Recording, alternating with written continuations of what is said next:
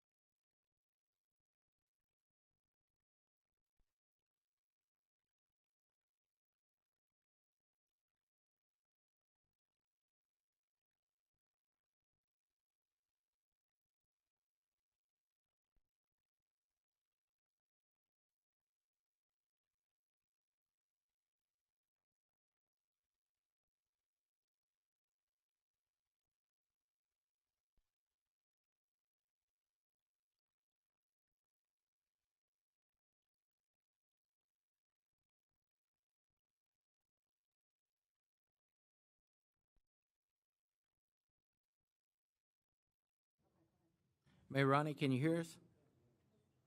Are you there? Hopefully she'll be joining us.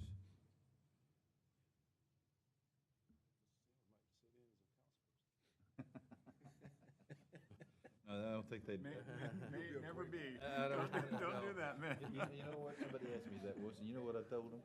I like getting paid. Nope.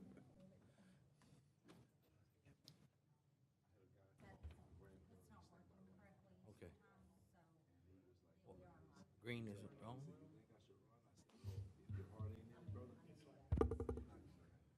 There for anything else? Forget it.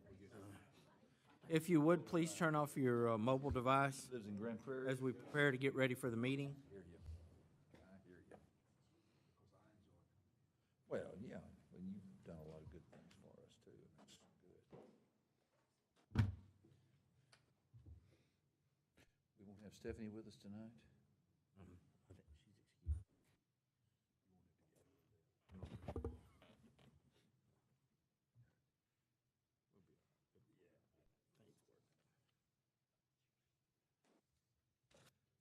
May Ronnie, are you there?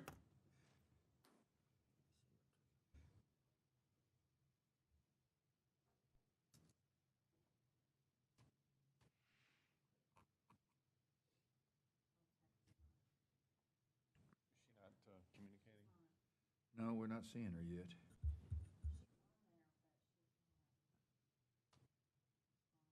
She's on there, but she's not.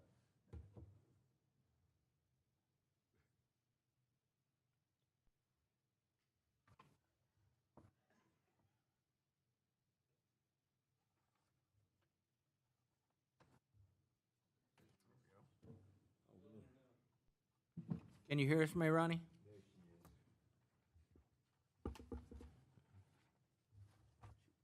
Do we have her on silent, or does she have it on silent?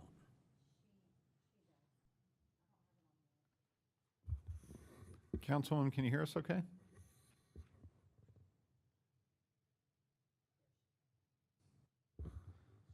Yeah, she Oh, didn't have her Mayor, earplugs in. can you hear us, May Ronnie? Okay. All good. right. Good deal, good deal. All right. Ready? At this time, the mayor will call to order the regular city council meeting for 6 p.m. Tuesday, August the 23rd, 2022 at City Council Chambers, 201 East Nash Street, Terrell, Texas. We have in the chambers with us District 2, Grady Simpson. We have remote District 3, Mayor Ronnie Velasquez, Mayor Pro Tem. Not with us this evening, but excused is District 4, Stephanie Holmes Thomas, Deputy Mayor Pro Tem. And then we have District 5, which is vacant. So we do have a quorum present, so we can continue with our meeting. This time, Grady, would you lead us in invocation? Please remain standing for the pledges. Bow our heads, please. Father God, we give you thanks for this day. We thank you for watching and keeping us through the storm. We pray for those who had misfortune with the floods. We ask that you would restore them, guide them, keep them. We pray that you would continue to guide the city of Terrell, help the city council to make the right decisions and do the right thing for all of our citizens. All in Jesus' name we pray. Amen. Amen. I Pledge allegiance to the flag of the United States of America and to the republic for which it stands, one nation under God, indivisible, with liberty and justice for all. Honor the Texas flag. I pledge allegiance to thee, Texas, one state under God, one and indivisible. Okay, our next item on the agenda is mayor and council community recognition and events. At this time, I would like to congratulate someone very special to me, my niece, Ashley Carmona Fivecoat, who was newly appointed to the school board, and she's following in her dad's footsteps, as her dad used to be a member of the TISD school board as well. And some of you may not know this, but her mother was actually a teacher for TISD when I was in 7th or 8th grade. So congratulations to Ashley. I know she'll do well for the school district, and we look forward to good things from her. Also, our TISD Fighting Tiger football team will kick off this Friday night, hosting Hallsville in their home opener. That game will be here in Terrell at 7:30. It's a non-district game, and we encourage all of our citizens to get out and support the Terrell Tigers in their season. Currently, they're rated first in the district. They have no losses, so Maybe they can keep that up, we'll see. Grady, did you have anything? Mayor Ronnie have anything? No, Mayor. Nope. Mayor, I also wanted to recognize Ashley Five Coat Carmona for her appointment to Terrell ISD School Board. Seems like she has a wealth of experience that she's going to bring to Terrell ISD, and know that she cares deeply about the students and the staff and our overall community. Right. Thank you. And she does have two kids that are in the school district, so she's invested in it. Next, hear remarks from visitors. Do we have anything, Don? So we'll move on to adoption of the minutes. Discuss and consider minutes from the regular city council meeting on August the 16th of 2022. Is there a motion? Yes, Mayor, may I make a motion that we approve the regular city council meeting August 16, 2022 minutes? Yep. Okay, we have a motion from Grady Simpson, District 2. Is there a second? Second. I have a second from Mayor Ronnie Velasquez, Mayor Pro Tem District 3. Is there any further discussion? Hearing none, all those in favor let it be known by stating aye. Aye. Aye. You vote. Aye. Any opposed? Motion carries with unanimous consent of the council. Our next item on the agenda is 7.1. Greg, would you read that in? 6.1. 6. Sorry, 7.1, yeah. Mr. Mayor, members of the council, we will discuss resolution number 2028, a resolution of the City Council of the City of Terrell, Texas, adopting the attached policies in connection with the City of Terrell, Texas participation in federally funded community development block grants, CDBG projects, and adherence to the regulations described therein. This is going to be handled by our Emergency Management Coordinator, Dustin Connor. Mr. Connor. Mayor and Council, thanks for having me here tonight. This resolution takes us the first step into the acceptance of bids for our Community Resilience Program grant, which is for the mobile health clinic. This is a $708,000 grant that was awarded to us that we've been waiting on bids to come back for. And the first step for us is to kind of do some housekeeping stuff. So this code of conduct policy is not that much different from our conflict of interest policy and a requirement for the Texas Department of Housing and Community Affairs. Okay. Does anybody have any new questions on this item for Dustin? Is there any matching funds or anything associated with that, or it's 100%? 100%. Okay, good. Anyone else? Thank you, Dustin.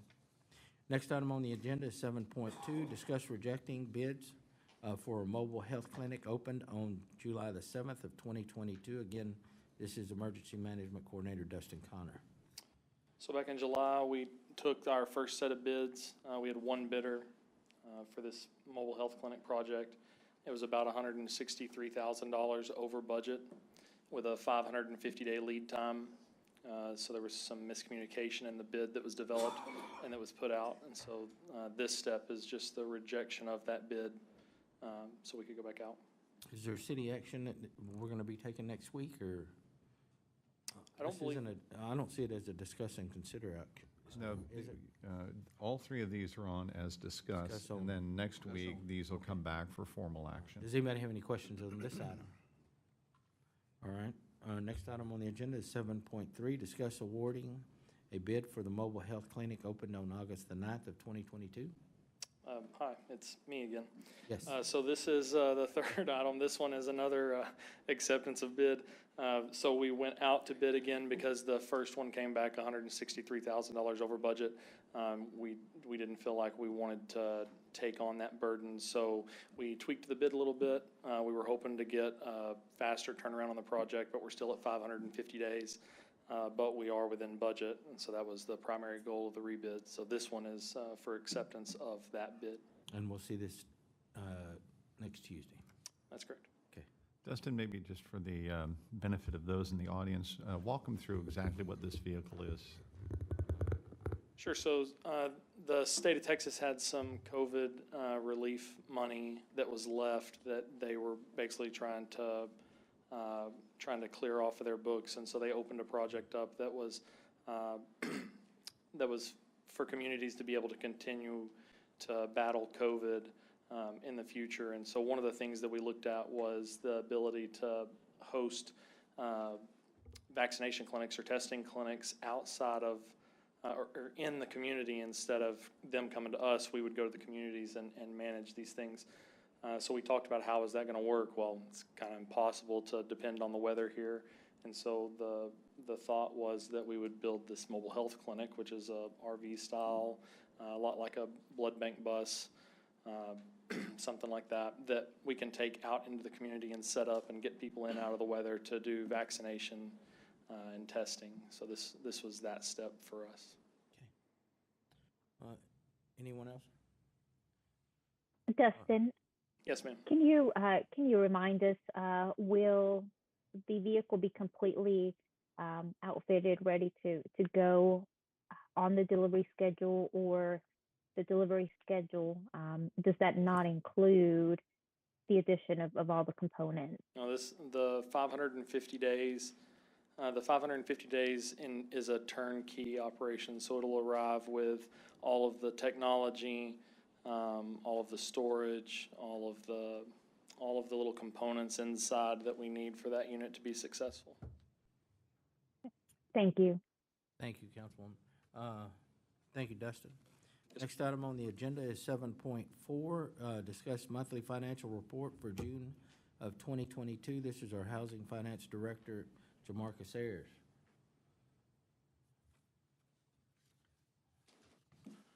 Good evening, Mayor and Council. I present to you the June 2022 financial report. On the first page of the report is just a brief summary of the changes that we've made on these financial report. We actually added the fund balances on these, and it gives you a brief summary of utility fund and some investment income increases that we've seen from the previous months. You look at the first page, on page 20, you have the general fund.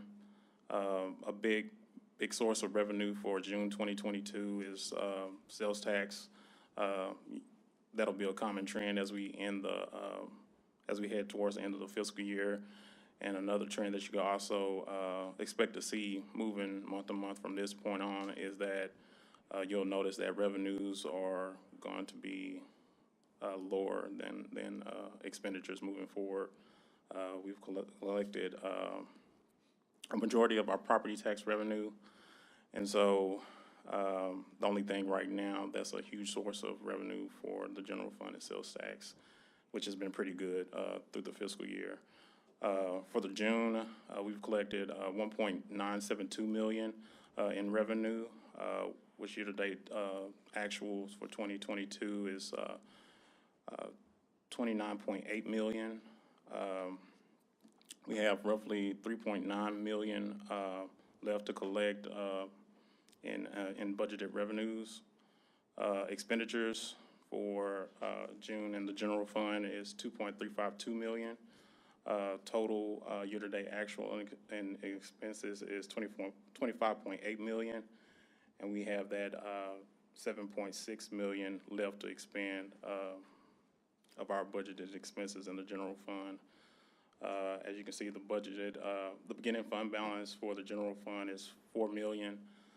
Right now, it's looking pretty good, but that's going to change over the next couple of months as we see that the revenues start to go down and the expenditures start to go up from this point forward.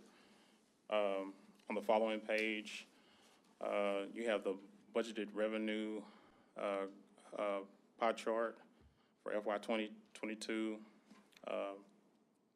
You have 43% in city sales tax and 27% in property taxes. Those are your two major sources of revenue in the general fund. For the breakdown, the pie chart underneath that, you have a breakdown of general fund revenue for June 2022. 75% of your revenue in the general fund was city sales tax. And then you have the breakdown for the other sources of revenue within the general fund in that pie chart. On the following page, you have the the expense budget by department pie chart, and just underneath that, you'll get a breakdown for each department. In red is what's been budgeted, and in blue, the blue bar is the year-to-date actual for each department, and seemingly everybody is under right now, with the exception of a few, or just one. This is just for the month of June or through June? Through June. Through June. Yes. So on this one, we want to see the blue bar below the red bar. Yes, That's exactly. what we're seeing. Okay, keep going out then. Okay, and on the following page, you have the pie chart breakdown on property tax revenue collected monthly. For the month of June, there was $79,521 collected in property taxes current. That does include delinquent and the penalties and interest collected. So that's just taxes current. And year-to-date total for property taxes current is $8.7 million collected. On the following page, you have the bar chart for sales tax revenue. June sales tax came in higher than last year at approximately $275,000 more than last year's amount. And year-to-date total for sales tax revenue is $13.6 million, just within $1 million of what was budgeted for the fiscal year initially. Let's look at this real quick. Mhm. So if I'm understanding you right, Mhm. our year-to-date currently is 13.6? Yes. Roughly? Yes. And then we budgeted, what, 13.6? Oh, we budgeted 14.6. So we're $1 million off, and we've got 3 months left, Yeah. right? That's correct. So we're gonna be over Oh, yeah, significantly. Yeah. of the sales tax.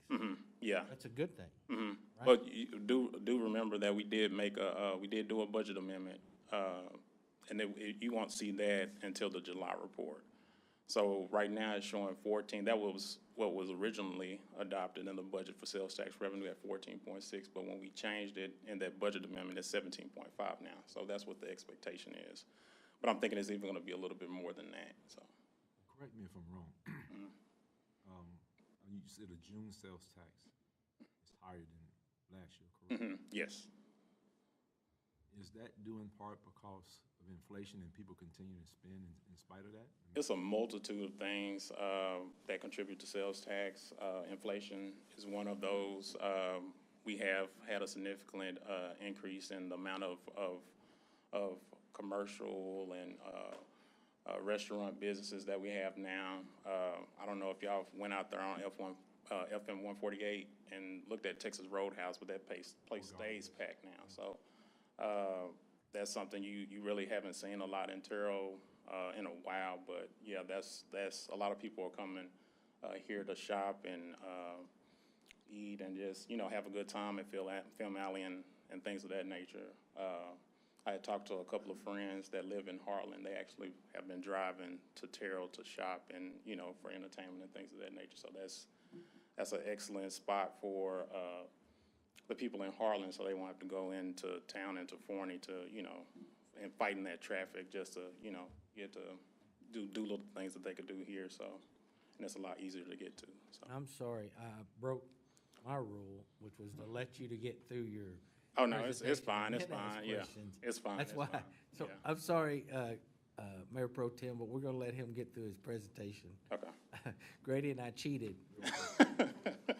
Let's let him get through his presentation and then ask questions. Okay. Okay, and then on the following page, we have the utility fund. Utility fund, year-to-date actual collected is $13.9 million. Or approximately $4 million within what was budgeted for the fiscal year.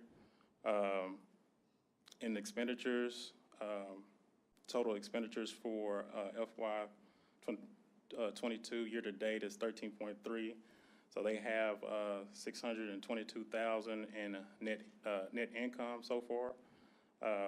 That brings their fund balance up to 4.6 million, but we'll see how that goes as we approach the end of the fiscal year. But they're looking pretty good right now. Well, that fund's looking pretty good right now. If you look at the following page, we have the Stormwater Utility Fund. Year-to-date actual collected in the Stormwater Utility Fund is $1 million. Total expended is $570,000, which leaves a net income of $500,000 roughly. The beginning fund balance was $1.6 million. The ending fund balance right now, year-to-date, is $2.187 million. On that following page, you'll get a breakdown of all the projects. Again, in red is what was actually budgeted, and in blue is what's been expended so far this fiscal year. Then we can go on to the Utility Capital Reserve Fund financial report. Year-to-date actual is $2.15 million. Total expended out of Utility Capital Reserve is $1.118 million, which leaves a net income of approximately $1 million. The beginning fund balance started off at $1.9 million, and the ending fund balance right now, year-to-date, is $2.957 million. Then we can move on to the Equipment Replacement Fund. Had my conversation with Glenn. They've kind of been struggling with the fuel costs going up during that time frame. But he's still been able to manage year-to-date actual and revenue for the Equipment Replacement Fund is $1.337 million.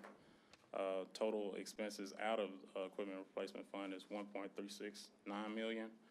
And there's a net income expense of $31,000 roughly. Not too bad considering what's been going on with gas prices and the cost of goods to repair vehicles and equipment. So right now we had a beginning fund balance of $171,000. That's dropped down to $140,000 year-to-date. We can look at the Information Technology Fund. Total collected there is $1.6 million. It's within $240,000 of what was budgeted. Total expended out of the Information Technology Fund is $1.294 million. Still have roughly $460,000 to spend in the Information Technology Fund. We have a net income of $329,856.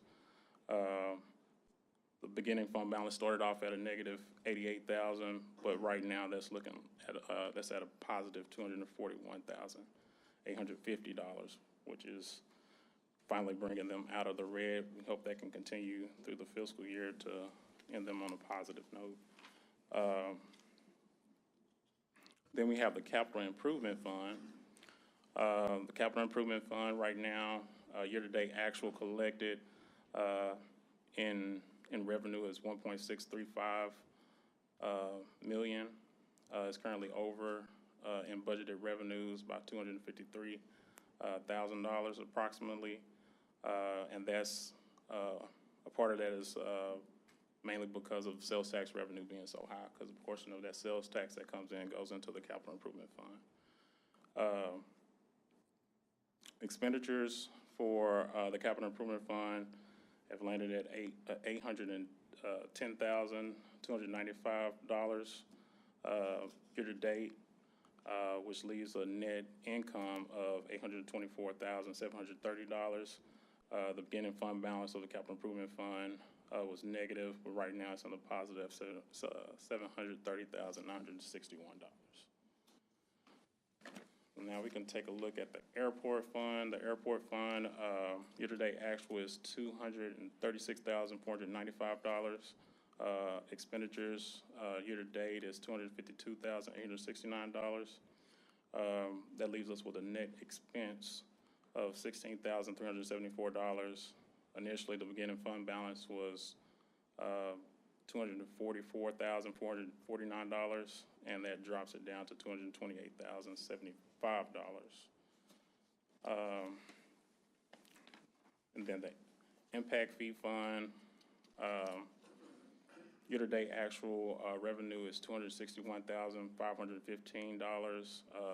Total expenditures, not that high, $37,351, which leaves a net income of $224,163. The beginning fund balance was $675,690, and the ending fund balance right now, year-to-date, is $899,853. That leaves us with the Park and Downtown Improvement Corporation Fund. Right now, year-to-date actual collected in revenue in the paddock is $841,577. They're within $73,631 of what had been budgeted. That's going to be significantly over, but we did make the budget amendment to correct that in the next financial report that you'll receive. And then expenditures for the paddock year-to-date is $143,974, which leaves a net income of $697,603 year-to-date. The beginning fund balance for the paddock was $1,733,000. $984. I'm sorry, and the ending fund balance year to date is $2,431,587, and the paddock is looking very strong right now. And then the final page is investments. Of course, we talked about this a long time ago. We talked to a consultant at Hilltop Securities about investments, and what he expected moving forward in investments was exactly what's been happening. So the investment income on what we have in Techstar and Texpool has been significantly higher than what we've experienced in the previous months, well, at the beginning of the fiscal year. So it's looking pretty strong right now. But we've collected $17,820 in investment income so far. So that's pretty good. And that ends the financial report. Do y'all have any questions? Where do you think we're gonna end, projected-wise, or ending balance? Where are we gonna be? On which particular fund? Just in the general fund. The general fund, it's all predicated on year-end stuff. What I've experienced last year is that when we inform departments that, this is the date that, the fiscal year closes, and anything that you don't use, you're just gonna have to wait until next year to use the FY23 budget. So just looking at things now, I think we may end positive, but I think it's gonna be pretty close, because I think a lot of departments are gonna try to push whatever expenditures that they have, right before the end of the fiscal year. So. September the 30th is the final date for the fiscal year. And we normally give them a week after, just to make sure that everything is cleaned up on the accounts payable side. I just kind of did a brief projection, averaging out what our revenues are in the first 9 months, and then carrying that over to the final 3 months, and did the same thing with the expenses, and I think we're going to be okay. Yeah. I mean, I don't want to say that because I'm not confident enough in the numbers. Yeah. But we look like we're going to be okay. Yeah. I don't see anything happening with the sales tax. Yeah, sales tax has been excellent. It's been doing pretty good. I don't see it just dipping anytime soon. I think Y'all had made a comment, I think it was you and Mike or both, about caution because of expenses being higher. Oh, yeah, And inflation. that's gonna be due to what? Uh, On the city side? The expenses on the city side yeah. toward the last 3 months? What do y'all, I would give you What are you seeing that I'm three, not I'd, seeing? I'd give you three different things to think about. One is on the streets line item, and you can see the unspent money in streets. Most of our streets budget gets spent in the summer. So I can assure you that Glenn Caldwell will fully spend in general fund and in capital improvement fund every cent on streets. So he'll be catching up because he'll always spend later in the course of the fiscal year. The other one is, again, over in the Glenn Caldwell world, we've discussed at various times the difficulties we have with all of our aging buildings. So when we've got things breaking here or over at the service center or at Old City Hall, those really end up being non-discretionary expenses because I got to keep people working and keep the doors open. And then the last one is really what Jay's referring to is just the general inflation. We thought that item A was going to be $1,000. Well, now it's $1,200, and so we've got a variety of places where the directors are coming forward saying, "Hey, I need to get this bought, but it's going to be more than I expected it to be." So those are kind of the three categories to end out the year. I thought maybe there was something, because I adjusted my numbers a little bit based on what you're telling me, because I felt similar, and we still look like we're gonna be okay. I mean, still cautious about as we move forward. I'm more conservative than most, but thank you for that report. Does anybody have any questions of Jay? Yes, Mayor. Going back to the Information Technology Fund, was that, I know it's 1.6 million for year-to-date. Is that 240, was that over or under? You know what? I think I see that. So Yeah. I think you put the minus on the percentage, don't you? To determine over or under. Is that correct? Yes. Or it doesn't have, so it was over. Yeah, exactly. Good, thank you. I just saw that, sorry. Okay. Yeah. Mayor Ronnie, you have anything? I do. I have a couple of Councilwoman, I'm questions. sorry. I do have a couple of questions. Hi, Jay. Thank you for presenting the information today. So for the finance report in June, am I hearing that the latest budget amendment we saw is not reflected in this specific report for June? However, in July, we'll be able to see that amendment included in the amendment budget 2002 column, or will that be an additional column that's added? Yes, that'll be reflected at all the numbers under the amended budget 2022 under that column.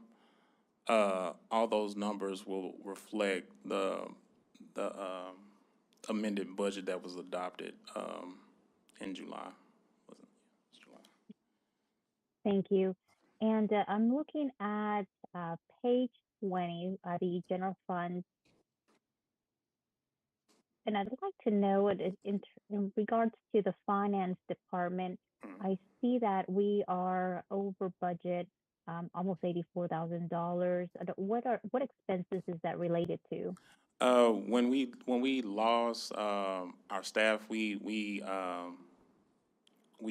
contacted Robert Half to bring in some finance professionals under contract.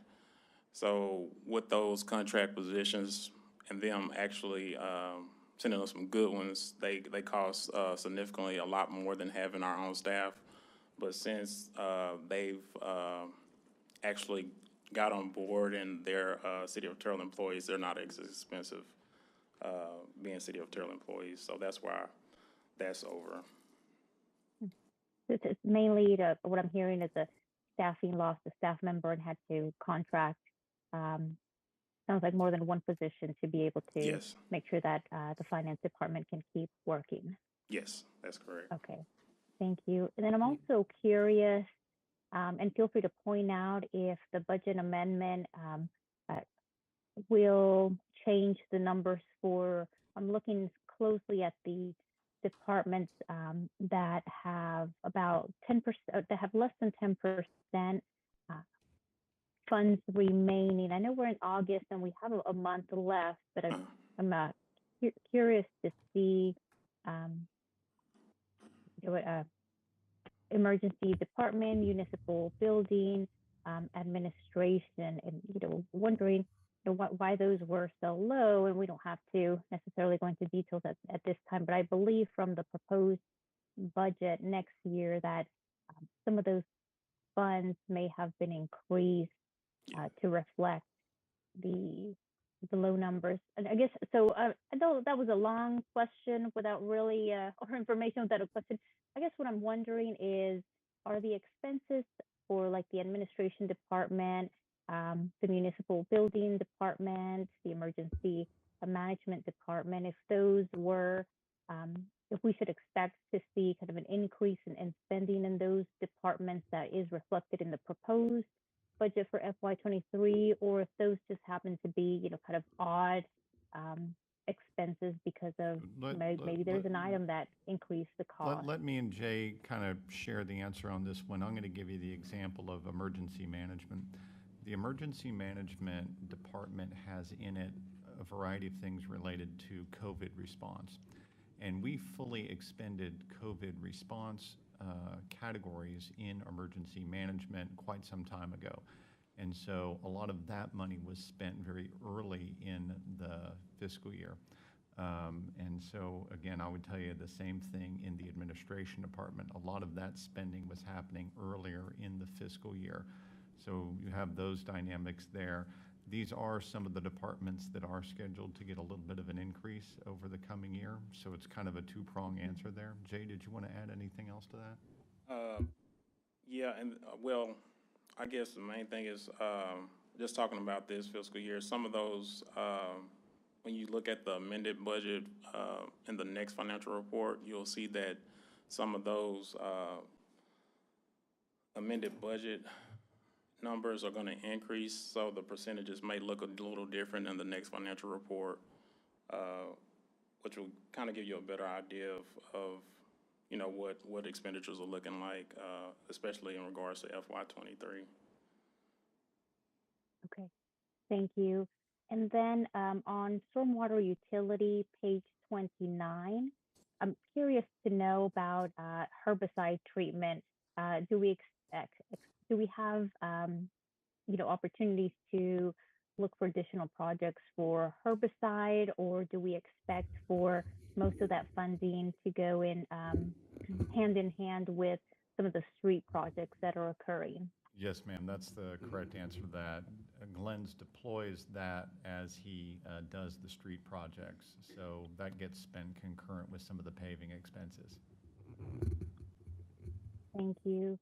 And let me double check one more page here.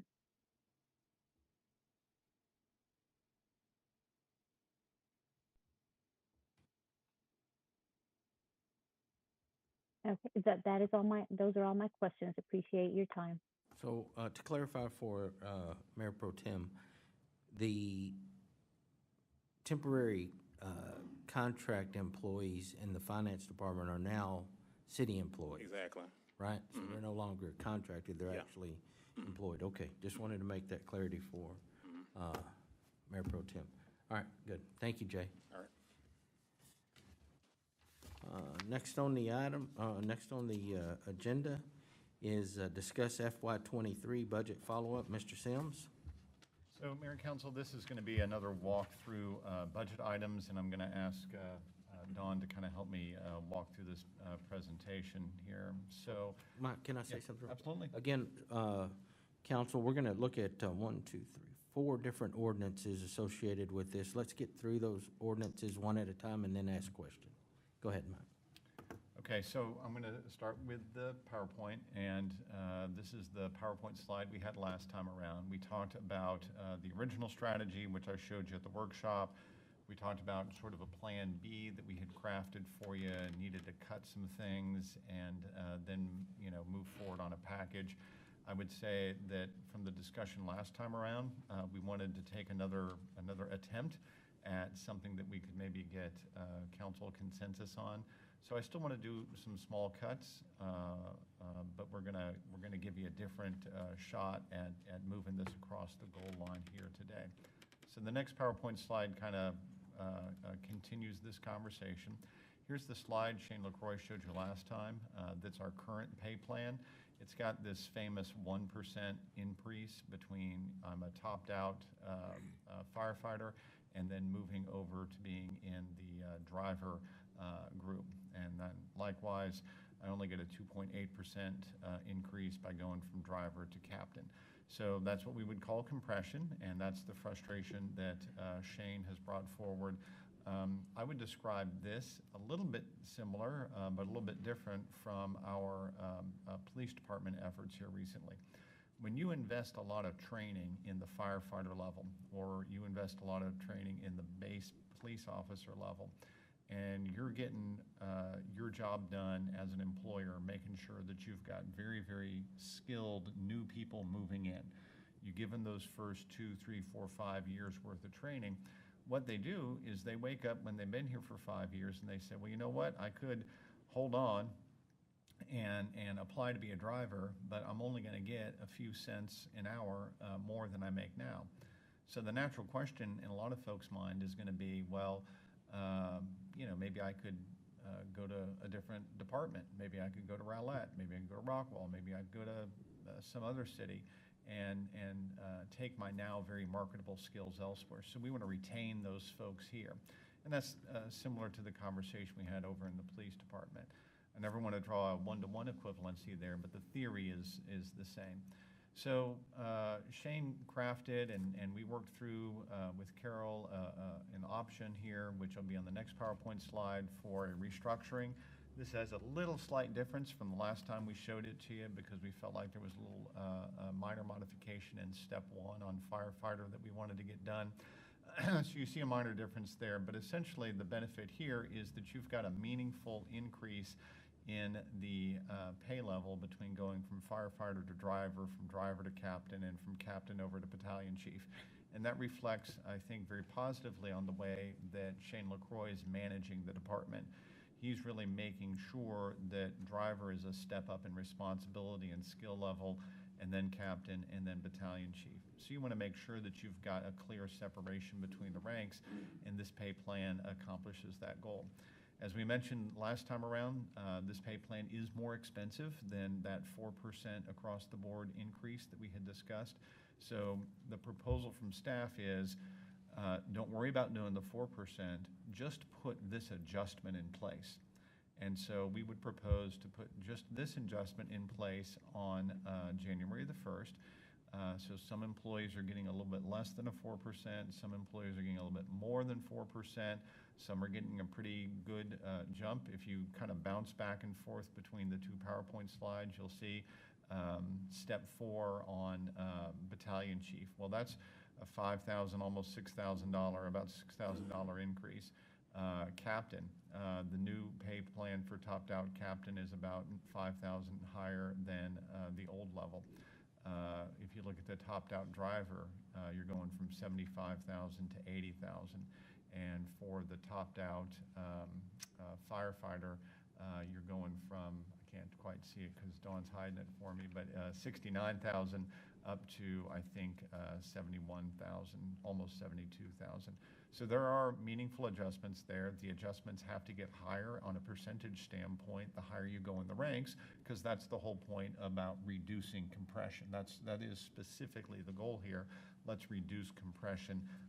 Let's make these people who are gaining skills want to stay with us over the course of time. Like I said, it's more expensive than just a 4% across the board, and so when we crunched the budget numbers on that, we felt like the correct recommendation was put this in place on January 1st. Do not do anything other than the state law required step increase for fire department. Just do this and be content that this is a meaningful and a good improvement for the fire department that we can do on January 1st. So the next slide kind of continues the thought here. One of the reasons I'm showing this PowerPoint slide is notice that M&O tax rate number. Because of the intricacies of Senate Bill 2, we're really not gaining a meaningful dollar amount more in M&O taxes in FY '23 as opposed to FY '22. We're about $400,000, a little bit more than $400,000 higher from one year to the next year, and that makes it hard to balance a budget overall, and it makes it hard to make sure that you're correcting anything that might be a historical problem with pay levels in the city. But nevertheless, that's the chart. This is the tax rate calculation for us. The next PowerPoint slide is just a reminder about where we stood on the over 65 freeze. So you've got about 1,100 houses impacted, a benefit of about $255 per house. That revenue difference for the city of Terrell is about $271,000. So that's good. That's a benefit to seniors and helps them stay in their homes. So that's a good thing. But we did want to, give you that number and let you see that. The next slide is where we're going on commercial and industrial waste service fees. You saw in my original presentation to you a number of going from 17% to 21%. We based the budget on a somewhat lower number there than what I'm showing you today. But as we really crunched through the numbers and said, okay, how are we going to afford the fleet of things that we want to afford in this year's budget? Can we do that with keeping this rate only at, say, 21 or 22 or 23%? This rate needs to go to 27% if we're going to have an affordable, balanced budget this year. So I'll show you this one so you can look at some of those numbers. The next PowerPoint slide is the larger businesses. So you could use Old Castle as an example. Right now, today, they're paying $7,000 for trash pickup each month. If that rate goes to 27%, they're going to be paying $7,614 every month for trash pickup. So you're going to notice that over there at Old Castle. If you're paying bills at Old Castle, you're going to say, wow, the city made a difference there. They went up from 7,000 to 7,600. Walmart DC, Nucor, we just picked some of the biggest payers out to give you an example about how this impacts a major employer in the city of Terrell. But this is our recommendation to go to the 27%. The next slide gives you that financial comparison. The base budget was built on a 21% fee, and that was generating $606,000 in revenue. The FY23 updated proposal is for 27%, and that's $788,000 a year in revenue. And that's going to assist us with some of our overall general fund labor expenses. The next PowerPoint slide is kind of a review of our crisp and clean topic. Crisp and clean is a slogan brought to us by Grady Simpson, so we appreciate that, and we want to have that point of view in everything that we do. And really, I'll tell you, when I go out and talk to folks, they say thank you for the fire department, we love them. They say thank you for the police department, we love them. And by the way, I want to complain about trash at the park or trash downtown or drainage that needs to get mowed or streets that need just a little bit more polish up. The continuing everyday effort we have where, like it or not, people will still just throw trash out of a car window and somebody's got to go take care of it, right? So that's not fun, it's not flashy, but it is part of trying to make your city appealing and crisp and clean. And so we've got to pay for those costs. Inflationary costs in all these categories are going to put some added pressure on our ability to deliver crisp and clean. In the general fund, stormwater fund, and public improvement district funds. So we're going to have to match inflation increases in revenue with inflation increases in delivering crisp and clean. So in our public improvement districts, you're going to see each of those will increase their spending to meet those expectations. And I use the example of the Market Center Public Improvement District around the Buc-ee's area and around the hotels. They voluntarily signed up to pay higher property taxes through a public improvement district assessment every year. And we have to moderate that cost. We started off with that being around $50,000 a year in added property taxes or assessments that they pay. And this year that's going to go up to $100,000 because there's just added cost in doing that work out there and getting that done. Same thing with the Crossroads Improvement District and some of the other improvement districts that we have. Over in the general fund, we're going to have a strategy moving forward where we're going to add contingency categories for both revenue and expenditures. So let's say that we get through the course of the year and Jay sees, hey, we're getting a little bit more revenue in property taxes or a fee structure, or we're getting a little bit of extra revenue in sales tax. We're going to go ahead and build in some contingency categories for revenues and expenditures so we can manage that a little bit better. And then the last one is really the one that needs a lot of council consideration. I'm about to show you some PowerPoint slides on it, where we need to make a decision here about a stormwater increase of $1 per ERU or $2 per ERU. And that's going to be sort of the major council decision that we need to make in part of this presentation. So the next slide takes you through that. Our original proposal for FY23 was to go up from $7.65 to $8.65. I think there's a compelling case there that the planned increase, where staff would have said, hey, for FY24, we want to go to $9.65. I think there's a good case to be made for go ahead and accelerate that so that you're moving all or part of that extra dollar above $8.65 into the FY23 budget. The next slide is who pays it. And this is really important to remember. The state law on stormwater is that you're paying by what's referred to as an equivalent residential unit. So remember, you're kind of estimating the amount of pavement in the driveway and amount of pavement for a single family house, and then you're comparing that to these vast parking lots out at Film Alley or Hobby Lobby or any of the others, and you're saying, okay, about how many equivalent residential uses is your roof and your parking lot? You do that math, and what you end up with is that the residential is only paying about 25% of this fee. The city actually, because we own an airport with a lot of concrete, pays about 12%. Multifamily pays about 4%. And then commercial, basically everything else, the industries in town and all of those folks, they're paying 58% of that fee. The next slide shows you the big contributors. City of Terrell, top of the list. So when we increase this, we increase it on ourselves. You can see the school district on that list. So you can imagine the high school and other locations that they've got. They're paying a water bill just like everybody else, and state law requires us to continue those charges out there. So Walmart Distribution Center, we saw them on the other PowerPoint slide. I think you can find Nucor on this as well. They were on the stormwater PowerPoint slide. So this time around, right now, today, every month, Walmart Distribution is paying $2,700 for the stormwater portion of their trash pickup bill. If you give them a $1 increase, it's going to go up by $363. If you give them a $2 increase, it's going to go up by $725. And so this is kind of the view for council decision making. Again, to kind of say it with a smile, the Nucor, the guys paying the bills over at Nucor, they're going to say, oh, my $1,828 stormwater bill, is it going to go up by $239, or is it going to go up by almost $500? That's the decision you're looking at here.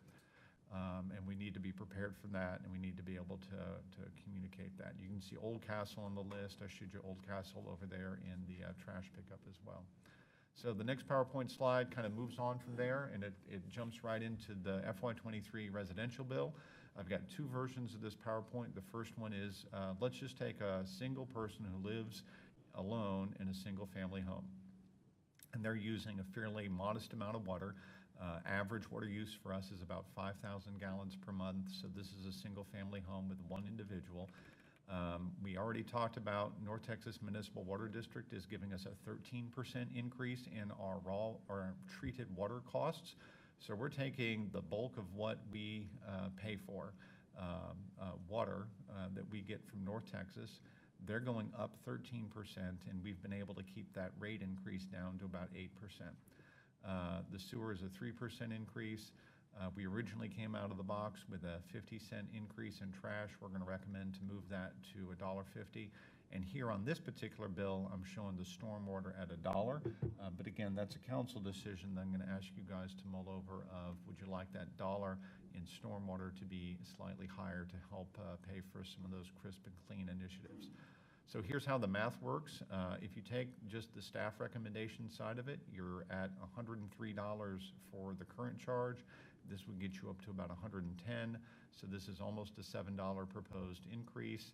And obviously, if you added one more dollar to that, then you'd be looking at $7.94. We did get a suggestion. I'm going to thank Councilwoman Velasquez for this, because she suggested, hey, if we're going to go up in rates this particular year, can we go look at that senior citizen discount that's available in the utility department? Right now, today, we have an ordinance in place that says, hey, if you want to come in, fill out the forms, we'll provide $3 off per month on water, $3 per month off on sewer for folks who are over 65 in a homestead.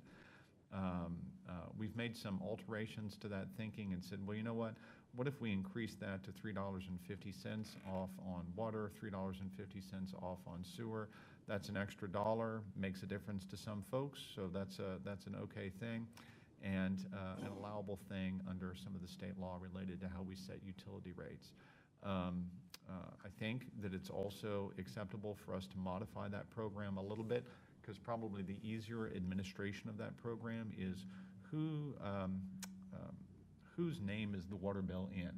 When the water bill's in the name of a senior citizen, it's probably easier for us to track that than it is to track the homestead exemption side of it, because that means you got to bring in property tax information when you sign up for water bills. So I think we can make that modification as well. So the next slide is the exact same theory, exact same increases, but just translated over to family of 4 in a single family home. So average use for some of these folks would be about 8,000 gallons per month.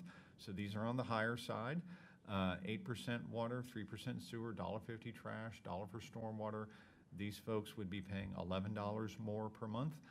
And obviously, if you went up one more dollar, they'd be paying $12 more per month, okay? So the next slide continues all of this thought. We have some water and sewer connection fee increases. Mr. McKeska briefed you on these during our budget retreat in early August, so not much different there, although I did want to point out that we did adjust that paving fee up to $1,500, which is more realistic in terms of the paving costs that we have out and about in the community. The next slide is not a full list, but a summary of the major updates to the permit-related fees. So single-family permit is a math problem that you do now that usually ends up with around $1,800 or $2,000 per household. Multifamily is a very complex formula that you do now. This is just rounding that to $1,000 per unit. The billboard permit is around $1,000 right now. Certificate of occupancy is a little bit less than this now, so on down the line. I did want to make sure people realize that our basic residential remodel, that just stays at $1. And our downtown district and central business district, those fees are everything's $1 in those cases. And we're proposing no change to those $1 fees in those locations. I guess I'll also mention special fire department permits or inspections. It is expensive to provide very good fire inspections. And so this rate would go up from, I think, $200 now to $250. The next PowerPoint slide is a list of the spending reductions. I told these to you verbally last time, but I felt bad that we didn't give you a PowerPoint slide to look at. So these are just cuts from the base budget that were included in the detailed line item by line item budget that you were given on August the 4th. So if you go through, you can kind of match up and say, oh, okay, attorney fees are being cut by $50,000. We had a $100,000 disaster contingency in there. I think we can make it through the year with a $50,000 disaster contingency. We reduced the COVID materials and supplies by $20,000. Administration consultant, we've got about $90,000 budgeted right now for consultant expenses in the administration department. Cutting that down by $40,000 is something that we can manage through over the course of the year. And then some of the other cuts are fairly self-explanatory there. I guess I'll mention target hazard inspections. That's money we would save by having a deputy fire marshal in place. And so I want to show you that, because that's a contract person who would have to come in at this time to do that work. So those are some of the cuts. We got a combination of fee increases along with spending cuts and trying to, again, get the balanced budget approach here. Next PowerPoint slide is the overall summary of the recommendations. So if we take the staff recommendations here, everything I just described and the details that are listed in the ordinances here that are to follow, you got to add all the updated revenue from all those updated fees. That's a little under $200,000. You include the reductions I just showed you in admin, consultants, COVID, legislative, all of that package, and you push that hiring of an assistant city attorney to FY24. That's a major goal for us because we want to backfill the knowledge level that Greg and Marygale provide. I think that's very important to have crossover between an assistant city attorney to start learning from Greg and Marygale as they prepare to retire sometime in the future. But we're just gonna have to wait. That's my recommendation for you. You can't pay for everything all at once. We're gonna have to hold that till FY24. That would allow us to fully fund the deputy fire marshal position on October the 1st, fund the fire department restructure on January 1st, and fund the assistant city manager position on January 1st. So that's staff recommendation to you. That moves a lot of money around from the draft budget you were shown on August 4th and August 5th. But I think it reflects the city council conversations today. We try to be good listeners around here, and I think this is what I'm hearing is a better use of city funds than some of the other attempts at consensus we've had. The next PowerPoint slide is important because it talks you through the schedule here. We're getting very, very close to needing to be done with this decision making. So a lot of the schedule on your screen here is not something that we get to adjust because it's really set in stone by state law about how you adopt your budget and your tax rate and all that sort of good stuff.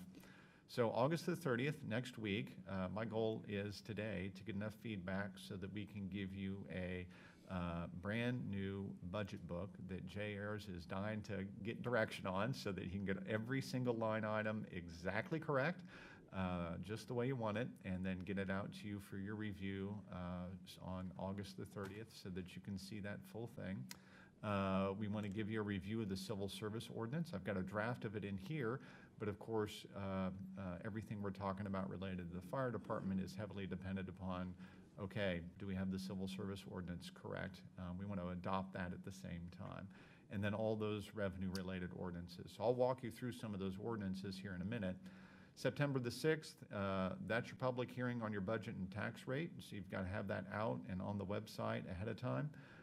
It's first reading on the budget ordinance, so that's a vote. It's first reading on the civil service ordinance, so that's a vote. And it's adoption of the tax rate ordinance. By state law, you don't vote on that one twice, you just vote on that one once. You're also going to approve your public notice for Texas Water Development Board certificates of obligation. That's our borrowing to support some of our construction in water and sewer world. September the 13th, you get your public hearing on all of the fee package for first reading. And then the second reading on the budget and the civil service ordinance. And on September 20th, you've got your second reading on that full package of other fees. So it is a very full, very busy slate, a lot of important policy decisions embedded in that. So Mayor, I'm going to pause there. I'm going to say, okay, at this point, I can walk you through the individual ordinances, or I can take questions on the PowerPoint. I want to pause here and let you give me some direction how you want me to finish this presentation. Yeah, so we have 8 ordinances, not 4, that we need to go over. And I think we pause here and take questions or clarifications from council. I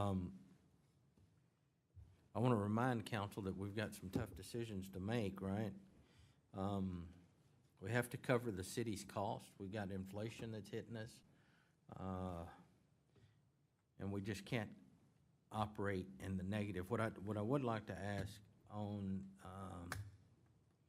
some of the fees, the schedule fees, the sorted, I guess the wastewater connection fees, did we consult anybody on that, or did we just, did we do any I'd say comps, or what did we do? it's a combo pack. Some of the fee adjustments that we have for you are based on survey work we did last year where we said, okay, We don't want to hit the public with all of the fee increase all in one year, so we took half a chunk of it last time around. You remember that lengthy discussion we had at culvert costs last year?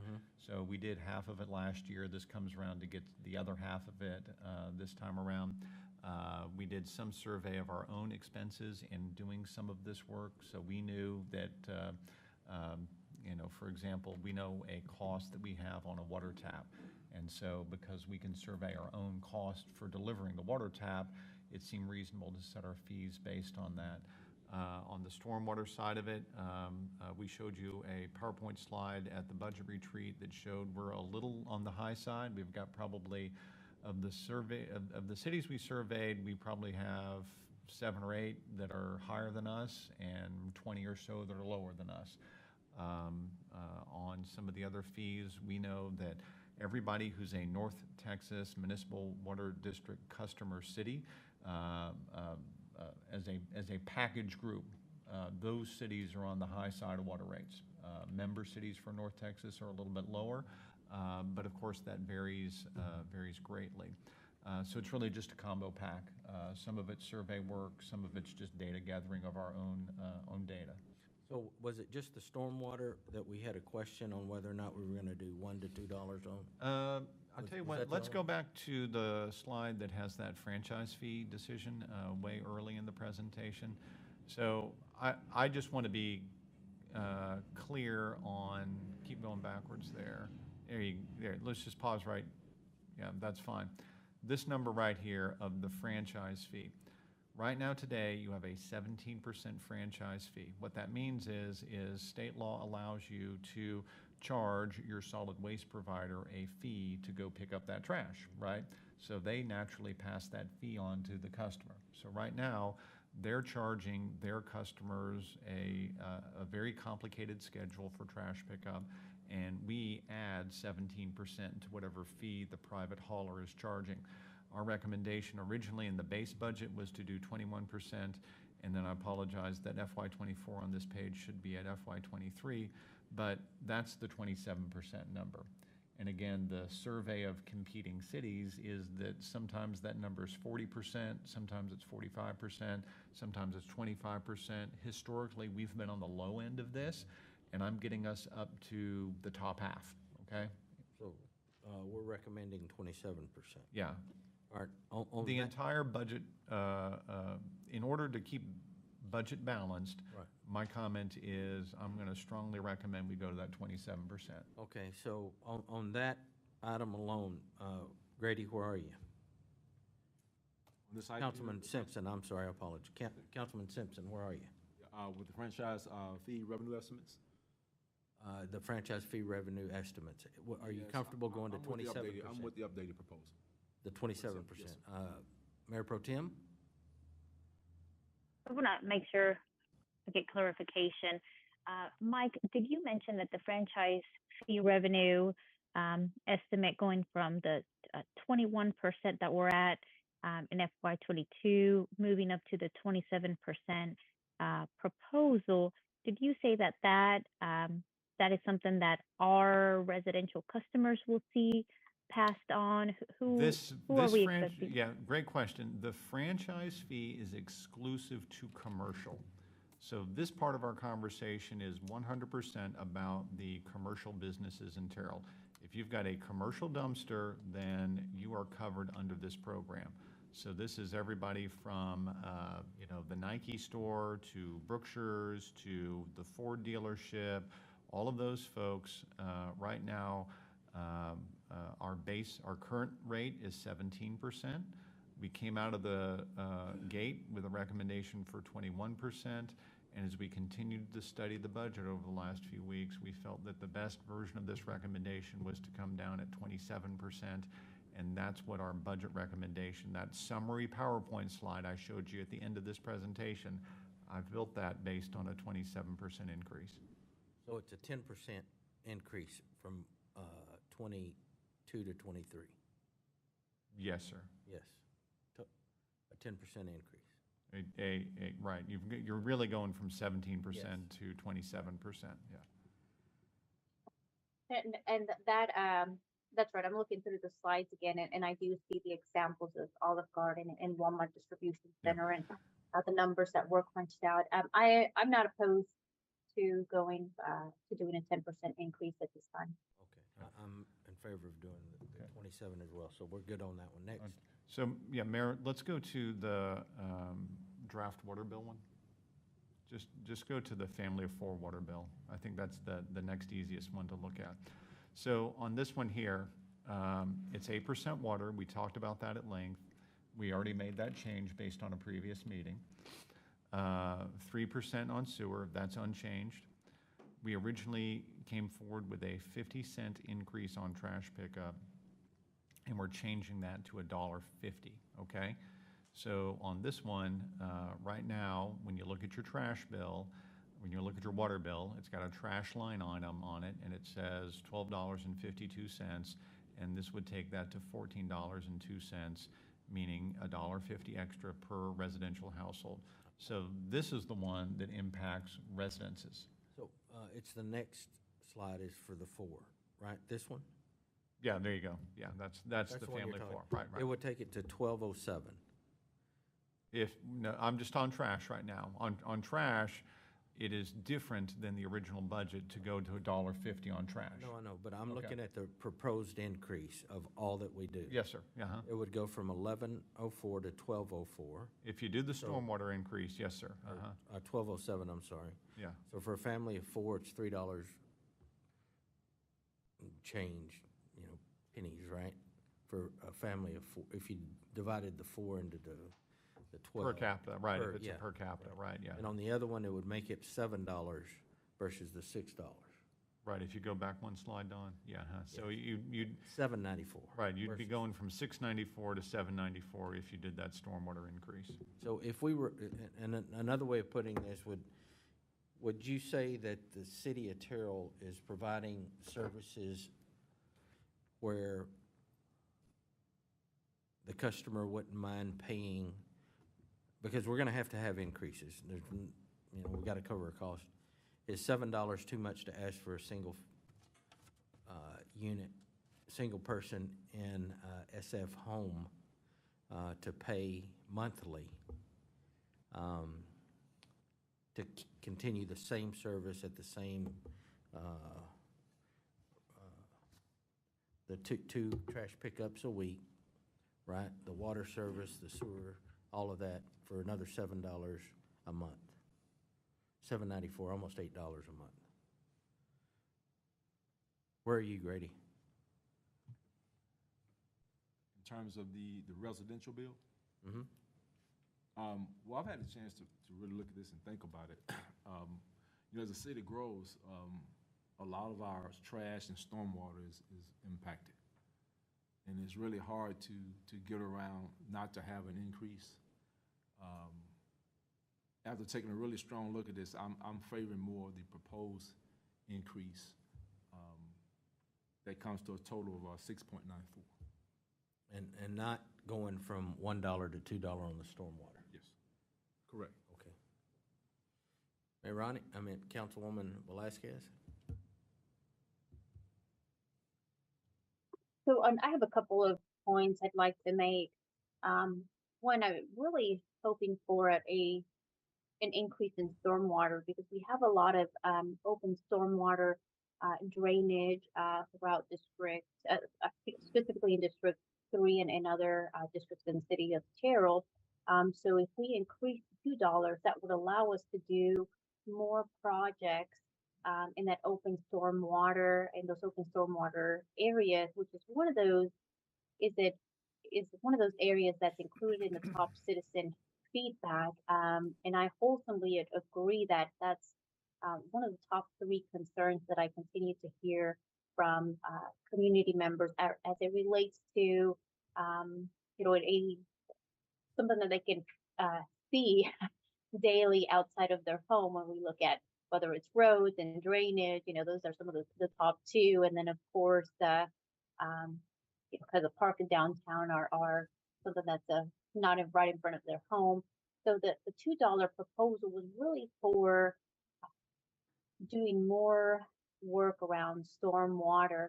And having just had, the amount of rain that we've had, knowing that there are flooding projects that we can work on, I would support the $2 increase. And at the same time, I was really hoping to see a little bit more of an increase in the water bill for residents. I know we're going up a whole dollar, 50 cents in water, 50 cents in, I believe, trash it was. But in that reduction for senior citizens, I was really hoping to see a bit more. So I'm wondering if we can take a look at that, or discuss, why we came to that specific dollar amount. I'm not expecting a response to that at this moment, but know that that's something I would like to be to see considered, and happy to have a sit down conversation to learn more about why we only came to $1 more on the residential bill decrease. And I am hearing that we have the $1.50 proposed increase, which was what we which is what we discussed last time. So I'm not opposed to doing the $1.50 increase. So, if I'm hearing you right, you're okay with going from $1 to $2 on the stormwater, and then you would like to revisit possibly the proposed change for the utility senior citizen discount of $3.50 to maybe $4? Or is there a number that you're, and what would that mean to, I mean, I probably need to get you some more research done on that. We picked the 350 just because it is on the minor side right now. I would hesitate to try to predict that number, because part of what we embedded in that is changing it from being homestead requirement to just the utilities are in your name. And so that's going to create a different number of people who are able to move forward and participate in that program. That's going to be a little hard to predict. So did we have 1,100, or how many senior? There are 1,100 senior homestead, and I cannot tell you how many of those are or are not participating in that program. I'll have to ask Steve or Dora to get us some research done on the number of people using that program right now. We can get that for you for next week. We know that the 1,100 that the county has submitted to the city that applied for the senior freeze, they did that just across the board without anybody filling out any paperwork. Is that correct? Right. Yeah, Yeah. okay. Yeah. We require you to ask for it and to Yes. go through the process to get it. Yeah. All right. Mayor? Yes. Maybe in the future, this is just a thought, and when it comes to, as our city grows, I think when you talk about increasing, waste fees and what have you, it might be a good idea in the future to maybe have establish incentives for participation in residual waste. Like if you got something recycled, you can get a discount to that effect. I see other cities, particularly when I was in Canada, how they had the citizens will participate in the waste management and will get a discount. So maybe that's something that we could maybe think about in the future, because I really, really like to see Terrell move towards more like a recycling type of concept when it comes to our waste management. I was under the impression that it would cost us more money rather than save money. Well, But I could be wrong. I'm just thinking if you have the citizens to participate in terms of how they organize their trash and Right. their waste. No, yeah, It can, maybe it's something we can look into, maybe I'm wrong. yeah, but no, maybe in I the think future we next can look year into it. during budget, we can have a presentation from Glenn to see. But I'm thinking for us, it's gonna be more costly, but I could be wrong. Yeah. I could be wrong. But no, that's a good point. It's never easy to tell somebody, hey, you know what? We're gonna increase your cost, whether you're an individual homeowner or whether you're a business. Because, it's a difficult decision being from the business side of things. And I know it's a tough time, but the city is gonna have to cover our cost, and I'm hearing recommendation from our staff that we should go to $2, so I'm gonna be supportive of the $2 increase. How are we gonna handle the ordinance, and how is it gonna be written? Should we need to change that from, and is there any compromise from going to $2 to $1.50 maybe on that Well, rate? Mayor, I think that you've got plenty of flexibility there. I would say that when I go through the ordinances, I can show you where in the process Okay. you can do that. So if you Okay. want me to, if you Yes. want me to jump over to Okay. that, we can All do right. that. Is that Okay, all right? let's do that. Okay, so, Dawn, if you'll get over to agenda item page 56. I'm going to go rather quickly through some of these, so you'll have to let me know if you want me to slow down. The first one is the ordinance on meter sizes, and you can see some minor increases in there. So this is not revolutionary, going from 850 to 900 on some of these. Well, Yeah. Can I just say? Yeah. Is there anybody who, on the rates for the meter size, does anybody have any objection to the increases there? Has everybody seen those? And Yes. is everybody on board? I think didn't we go over these at the budget? We did, yeah, yes, So sir. Yeah. nothing's changed No, on this, that. from all, what we- this is translated verbatim from PowerPoint slide on August the 4th or 5th Right. to ordinance. That's all you got here. Okay, and we can see, and I've already looked at this, but we can see what we used to charge and versus what we're gonna Exactly. charge. And really, there was no, all we were trying to do is cover the cost of the city associated with all of these fees. Right, yeah, Right. to me, the most important thing here was a great idea from Mike McKesko, which was when people break our stuff, we Yep. need to charge them for it. Right. And when somebody comes out there and uses a backhoe to run over a water meter, we shouldn't just go out and replace it for free. We should charge them for it because they Okay. broke it. And that's embedded in this agreement, All right. or in this ordinance. So does anybody have any, does anybody have anything in particular they'd like to look at or have a question on any of those items? No? Yes. Yes? Okay. And Mayor, to clarify, are you speaking in regards to the ordinance that we're looking Yeah, at this it's gonna time, be the or the Yeah, entire 20 Yeah, the agenda item? 2923, which is the water and sewer connection charges. No, Do you have any questions on that one?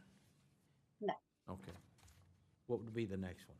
The next one is 2924. 2924 is the form of your budget ordinance. You connect the budget as an exhibit to this, so that's where all the excitement is. I'll just highlight that it's a total estimated $74 million budget for FY '23. That number will change as Jay and I take the last round of input here and polish these numbers up and make sure we get all of our public improvement districts on that list. So that's just showing you the form of the ordinance tonight. Does anybody have any comments or questions on ordinance number 2924? No. And again, if you see something that we missed, please reach out to Mike and staff. Ordinance number 2925. So again, this is translating from PowerPoint slide to ordinance. The second page of the ordinance shows you the general fund rate, 6142, and the interest and sinking fund rate, that's that 15 cents. That total is unchanged from this year, 7642, and it's below the voter approval rate and the no new tax rate, which were both about 78 and 79 cents respectively. Anybody have any questions or comments on ordinance 2925? That's general fund rate and sinking fund.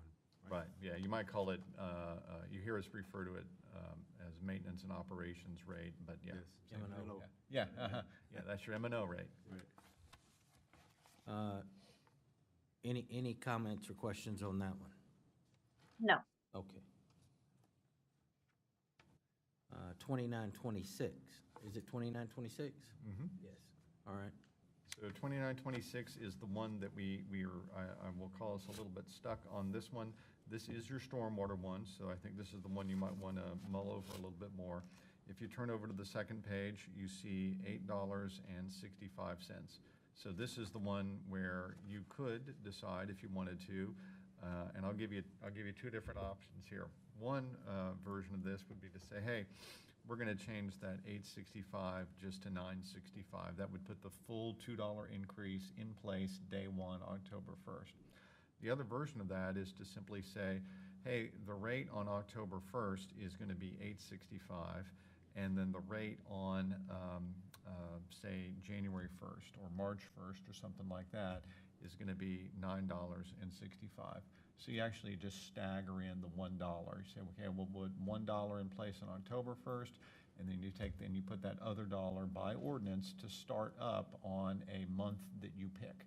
And you can certainly tell staff that, hey, let's stagger that in for New Color, Olive Garden, blah, blah, blah, and the like. That way you don't hit them all with that increase all at the same time. You give them a little bit of time to catch their breath before they have that second dollar come online. My comment to you is we, based on our previous stormwater studies, we were always planning as a staff to go from $7.65 to $9.65 by the time we got to October of next year. And so you're going to hear that extra dollar from us this time next year. If you want to go ahead and put that thing in place, then my comment would be pick a month during the year that you want us to have it in place, and we'll dial that into the ordinance. Does anybody have any objection to doing $1 October 1 and then 6 months later do an additional $1? Total is $2. Yes. Right. But spread out over I don't have a problem with that. staggering it. Does that help you a little bit, Grady? Yes, it does. Okay. Mayor Well, Ron- Councilwoman? What I'm thinking about is really more in terms of, you know, the projects, right? So if we go from 860, the proposed 865 to 965, what does that do to potential projects that community members could see sooner in fiscal year FY23 versus maybe seeing them closer to FY23, I mean FY24 or in FY24? I mean, I think about my telephone bill.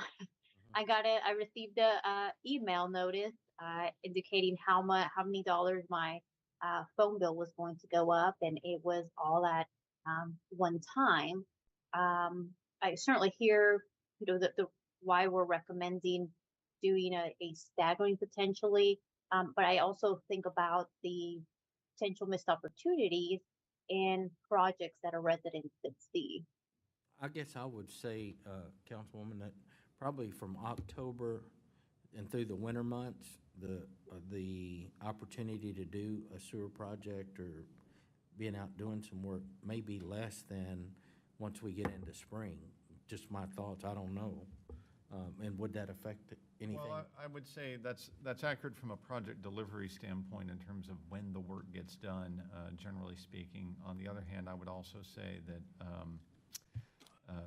maybe the best way to look at it is to say every dollar you add is adding roughly $200,000 of revenue to the fund. So in this case, you say, okay, well, I'm going to add $1. That's $200,000 of additional revenue to do additional projects. If you add another dollar halfway through the year, well, you just gave up $1. Or you could look at it, depending on whether your glass is half full or half empty. You say, well, okay, I'm gonna only notch an extra $100,000 for that. So is $100,000 making a difference? I will tell you, heck yeah, we can do a lot of work with $100,000 out there in the stormwater world, particularly when part of that is just keeping existing drainage clean. I would say that the more money we can plow into Glen Caldwell doing blade and grade and getting drainage ditches and open drainage ditch locations to get clear and clean, the better. On the other hand, Mayor, I think you're right. We're going to do the bulk of that work during the summer months. So, again, my comment to you is if you're comfortable delivering one increase on October 1st and another increase on April the 1st. That's given staff an additional $300,000 to do projects with. We can make a difference with that, and I think you'll see it out in the community. Well, I appreciate the example there, and realizing that it would give us an additional $300,000 if we move to do the staggering. So I am supportive of doing the staggering, knowing that in FY24 would stay at the $2 potentially. Okay. All right, so let's do the October one, and then 6 months. That's 2926, 2927. 2927 is water service charges. No real need to go through this in detail. This is how Mr. McKeska and Steve Rogers translate the 8% and the 3% in water and wastewater into ordinance form. So it's there. Happy to answer any questions about it. Wanted to get it to you ahead of time. And then ordinance 2928 is the next one. That's the one that shows the $3 number going to $3.50. I'll get you a number next week for the number of people already participating in the program. And there's a bit of an error here because we were trying to get the edit done to change this from they have to own the property to they have to have the water in their name. And we'll get that done. The form on page 79 has those changes. We just didn't quite get it done in the ordinance. But anyway, here the suggestion is be cautious because we don't know how many people will add themselves to this program, and just add 50 cents to each of those discounts. Okay. Give us some options on that, please. Yes, sir. 2928. Let's go to 2929. So 2929 is going to be the permit-related fees. This is the one that I had the PowerPoint slide about related to, hey, instead of having this complicated calculation of 58 cents per square foot plus a 10% review fee, just make everybody's life simple and charge people $2,500 per permit. Same thing with townhouse, multifamily, $1,000 per dwelling unit. And then you can see the rest of these increases. Again, last year we did a survey on some of these. We felt like we were not quite where other cities were, and so we're kind of getting up to where that is. Other highlights on here, you know, a swimming pool permit just goes from $250 to $300. We've got to do plenty of inspection and plenty of review of those plans to make that happen, and that's just staff time that we have to do. These are fees that were presented at budget. Exactly. And we Right. agreed to in principle. Nothing changed from the numbers that we were comfortable No, with. sir, these are all just very straightforward, and I think it's in a lot of cases, it's a more streamlined way to calculate it, because I think our developers would appreciate being able to be told, Right. it's $300 per acre, you don't have to get a calculator out Right. to figure it out. Okay. Right. Does anybody have any comments or questions on 2929? So did we say those rates changed for building permits? Yeah, right, instead of having the 58 per square foot plus 10% blah, blah, blah, now I just tell you, hey, it's a flat $2,500, and our permit techs will thank you. So, Councilwoman, do you have anything on 2929? No. Okay. 2923? Okay, so 2923 is, I'm sorry, 2930. Yeah, I'm sorry. What did I say? Yeah, we're off base. Yeah. I don't want anybody playing those lottery numbers till I get out of here, man. All right, so this is the one that we spent a lot of time on and a lot of thinking on, and this is the one for which I want to make sure that you realize, you know, our heart is in trying to take care of staff, and some of the staff that we really, frankly, feel the best about recognizing. We don't have very many staff that we ever bring forward and say, this employee saved a life. And when we talk firefighters and when we talk policemen, that's what we've got. And so God bless the folks that go into that profession. I talk to a lot of people about, hey, would you like to apply to work for the police department or apply to work for the fire department? I'm going to tell you, it's a hard sell these days, because those are not professions that get as much respect from the community as they should. And we really want to make sure that we can recruit people in, and when we recruit these folks in, we want to keep them. So let's look at our changes here. On battalion chief, 4 is the number we have now. Captain, right now we have 6. This changes it to 7. We would hire our deputy fire marshal from the ranks of captain, so that's an important change. Driver engineer number stays the same. Firefighter number stays the same. We would have October 1, 2022 base monthly salary. Those are actually identical to what they are now.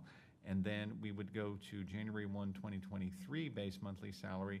Those are the numbers that are the basically step 1 equivalent from the chart that we showed you on the PowerPoint. So these are our changes to implement the restructuring in the fire department. And so go back to that one slide. So just to be clear, battalion chief, 7481, going to a monthly salary of 8,029. Captain, 6455, going up to 7140. Driver engineer from 5830 to 6349. And then a more modest increase in the firefighter level, because again, you're stretching the accordion out so you can have a meaningful raise when you get a promotion. That's the whole goal of the restructuring. You can see that that's a smaller number on firefighter. They're going from 4484 to 4608.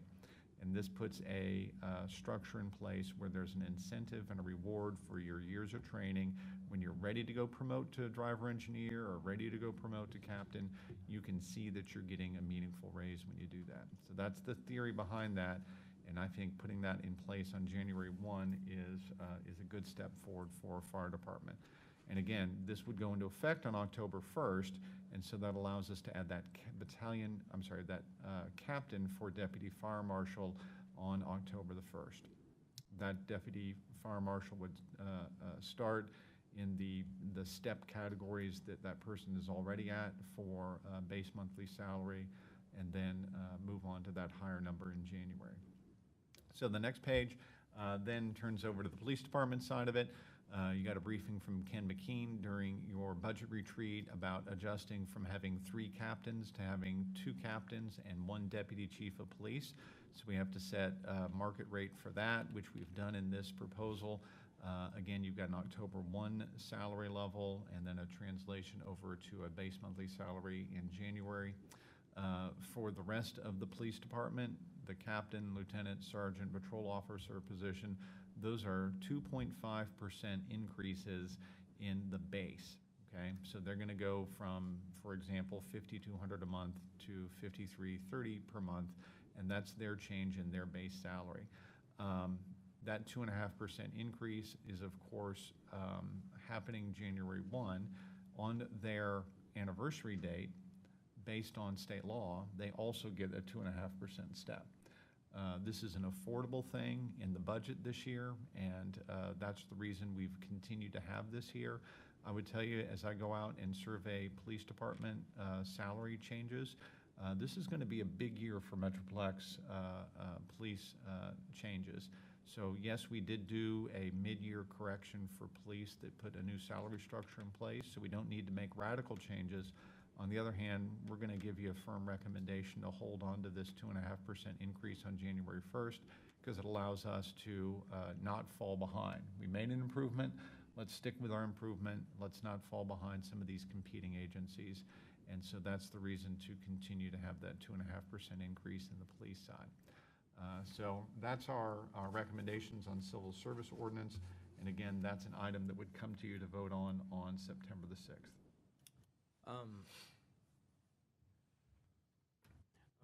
I'm okay with January 1 for police. What would happen to the budget if we did fire effective October 1st?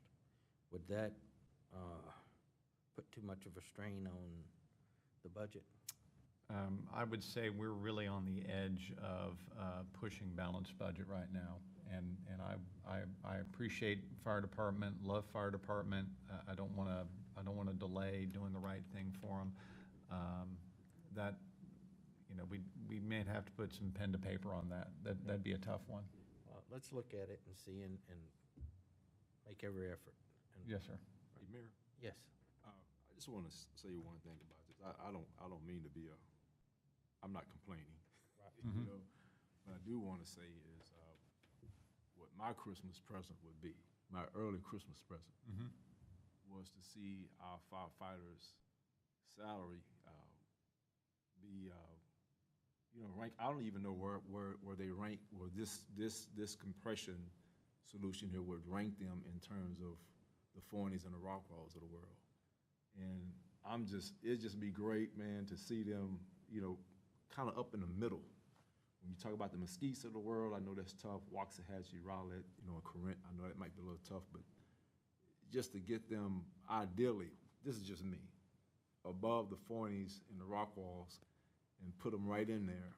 And the reason I say this, because I know our firefighters, like our police officers, they go to work, sometimes they might not know when they're coming home, as the mayor and I, talked about. And I don't know what that feels like, to say I get up in the morning, I leave my family, and I walk into the fire station, and you're walking into the unknown. You don't know what's gonna happen. You don't know whether you're gonna be putting out a two-story building or a forest fire. But if I had my lucky wish, if I can wave a magic wand, man, I would kind of go with the structure, restructuring and 4% proposed for 23, with the giving them a chance to just to get up in that upper echelon middle. And that's just me personally. I am happy about the fact that the suppression is being addressed. I think that's amazing, because at the very least, I could say, okay, well then, we got a firefighter that wants to be a captain or a driver. Well, he has an incentive. He or she has an incentive. But that's just kind of like a Christmas wish, for me personally. But that's just, if it was left up to me, I would say, hey man, let's restructure this thing. And let's do the compression. We got the 6% there, man. Let's throw that 4% in there. So that's just kind of how I'm looking at it. Because I think our firefighters are worth it. Because when you look at where they are in terms of their certifications, how our chief has gone in there and just revamped the whole department. Because I was here before the department was where it's at now. I've seen it come from nothing. But that's just my thought about it. But I am happy with the fact that we are seriously addressing that compression. That's a big deal. But in the future, I want us to always keep this in mind. I don't think we can ever get complacent with our firefighters. So No. that's my thought. All right. Okay, thank you. Councilwoman?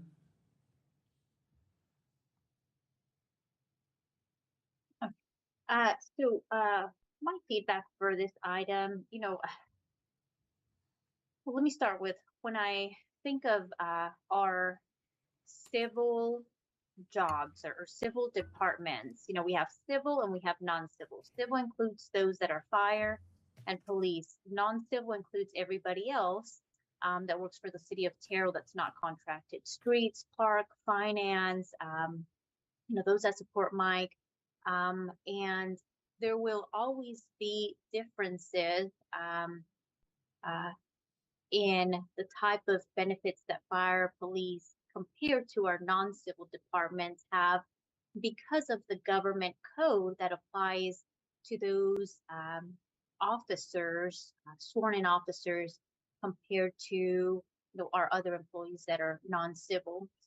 And something that I would really prefer that we as the city of Terrell do is that when we are looking at changing benefits, whether it's salary, vacation time, sick time, that we look at those civil departments, fire and police, and address those areas, areas of benefits similarly. I think we've used the analogy of a nurse, right? Or the comparison of a nurse. If you're a nurse and you are in the delivery service, or you are treating somebody that is, has in the burn department, you're still on the floor treating the patient, unless there is some sort of anomaly, like the pandemic here recently, where maybe you needed somebody that really was more focused on respiratory, right? And that just was out of place for all of us in these last couple of years um, with that. So I would really like us to make sure that we're looking at both departments similarly. And I also think about, how we treat all of our employees similarly when I think about benefits. We recently approved the life work balance benefits. And I failed to ask the question of, will these benefit changes apply to fire and police? Because I made the assumption that all employees, including fire and police, would receive those same benefits. I later learned that that's not the case. I've also learned that some benefits, when I think of vacation, sick time, as an example, that some of those benefits may be a little bit more, they may be higher compared to that same benefit offered on the non-civil, streets, park, finance type of employees. So I really would like to, propose that we look at all our departments similarly, and make sure that when we're reviewing those benefits, that we're also reviewing those changes. In this case, the work-life balance for fire and police, and try to have them um, as similar as even as possible, knowing that there may be some areas we can't just be as even because of those government code policies that fire and police have.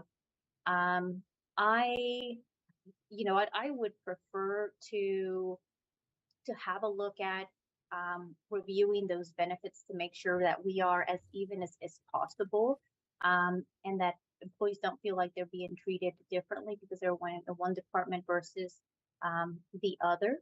Um, I would prefer for us to have a look at that, and then continue with the plan of having, the base salary in October, and then in January, to see if we can, come to a balance there with the benefits, the work-life benefits that we recently were in favor of. I have certainly, I've studied the restructuring, the different restructured proposed plans, and also have learned more about the deputy fire marshal, and how that would support our fire department. I want to be supportive of those recommendations that, our chief is making on how his department would best function, and how he can retain his staff members.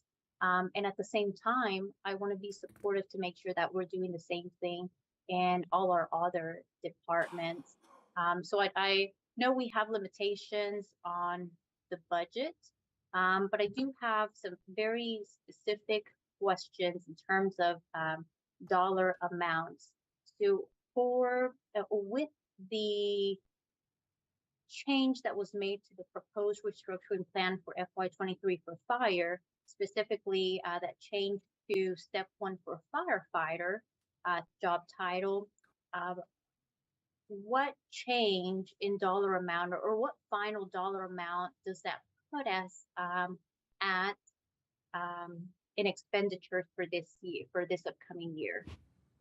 And then I also would like to know what that line item, what that dollar amount for deputy fire marshal will have, so I can jot down for my records.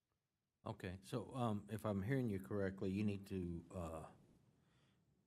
get those numbers from Mr. Sims, and that'll help you a little bit. But correct me if I'm wrong, I'm hearing support for fixing the compression from council.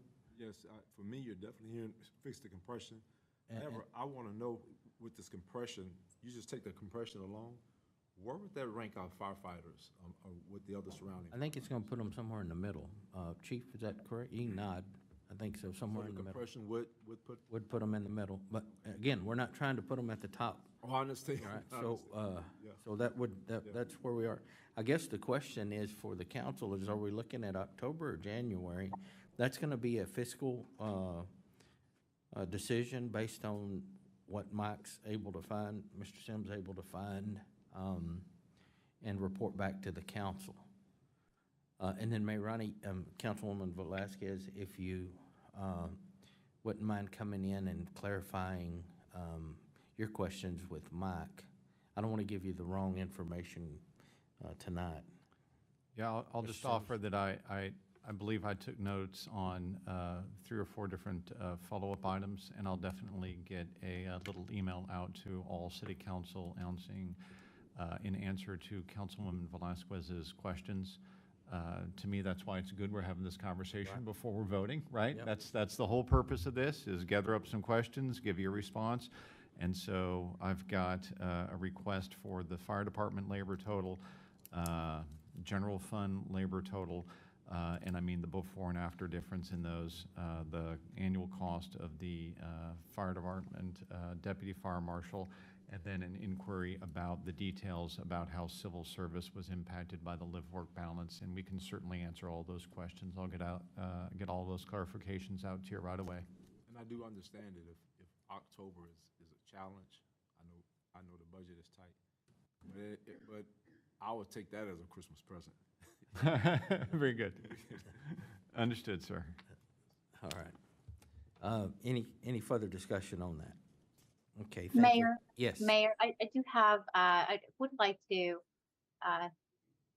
thank city staff and especially Chief for, being willing to sit down and answer, questions and provide very detailed information. I also want to say for the record, during the last meeting, I had a question about relating to, tuition reimbursement and certification. And for the record, I do want to say that I learned that the certification, the reimbursement for certification paid for our firefighters is not an expense that the city incurs, which is what I initially thought was the case. And then for those college classes that our firefighters are taking for their intermediate or advanced certification, college class hours, those are classes that they are reimbursed through our tuition reimbursement program and policy that we have. So I don't have any further concerns in regards to a certification or tuition reimbursements. Is my questions there have been answered. Thank you, Councilwoman. Anything else? All right, next item on the agenda is a business item. It's 8.1. Thank you, Mr. Mayor. Mr. Mayor, members of the council, we bring to you tonight resolution number 2029, a resolution of the City Council of the City of Terrell setting a date, time, and location for a public hearing to receive public comment regarding amending Appendix 1 fee schedule of the Terrell City Code of Ordinances by amending Section 26 water and sewer connection charges, amending Section 6 building permit and development fees and charges, amending Chapter 12 utilities, Section 17 municipal storm water utility system, amending Section 17-9 municipal storm water utility fee schedule, establishing a municipal storm water utility system fee, exemptions and credits, amending Section 27 water service rates and charges, paragraphs 1 through 4, and amending Section 28 sewer service rate charges, paragraph 1 of the Terrell City Code of Ordinances, amending Chapter 7 health and sanitation, Section 8 commercial waste collection franchise, paragraph 1 street use fees, amending Section 24 solid waste collection and disposal rates and charges, paragraph 1 collection services, directing the city secretary to publish notice of such public hearing in a newspaper of general circulation and on the city internet website, and providing an effective date. Couldn't have said it any better myself, Greg. Thank you. Does anybody have any, this is a discuss and consider, Yes. and we are going to, who's got this? Me? Don? Yes. Mayor and Council, Resolution 2029 sets a date and time and calls a public hearing on September 13th, 2022 at 6 p.m. at Terrell City Hall for all of the fee ordinances that we just discussed in the previous item. I'll be happy to go through each one if you would like. No, I think we're good. Does anybody have any questions on any of that? Thank you, Don. Our next, is there a motion on item 8.1, ordinance number 2029? Resolution. Resolution number 2029. Motion to approve resolution number 2029 as presented. We have a motion from Mayor Ronnie Velazquez, Mayor Pro Tem District 3. Is there a second? Second. Have a second from Grady Simpson, District 2. Any further discussion? All those in favor, let it be known by stating aye. Aye. Aye. Any opposed? Motion carries with unanimous consent of the council. Let me have a brief moment.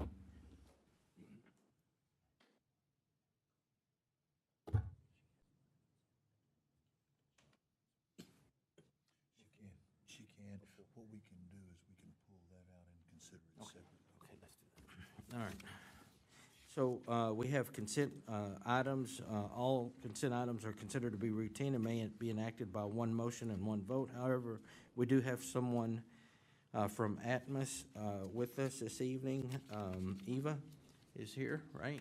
Would you like to speak on that item? If you do, then I can pull that one from the consent agenda and give you, that's Eva Hummel, an opportunity to speak, or did you just? Okay. Okay, no. It can all be considered together. Yeah, let's consider it all in one motion, please. Is there a motion on the consent agenda? May I make a motion on consent agenda as presented? Okay, to approve all the ordinances. All of it. To approve all that's been presented. Okay, we have a motion from Grady Simpson, District 2. Is there a second? Second. I have a second from Mayor Ronnie Velazquez, Mayor Pro Tem District 3. Is there any further discussion? Hearing none, all those in favor, let it be known by stating aye. Aye. Aye. Aye. Any opposed? Motion carries with unanimous consent of the council. We don't have any executive. We are now adjourned.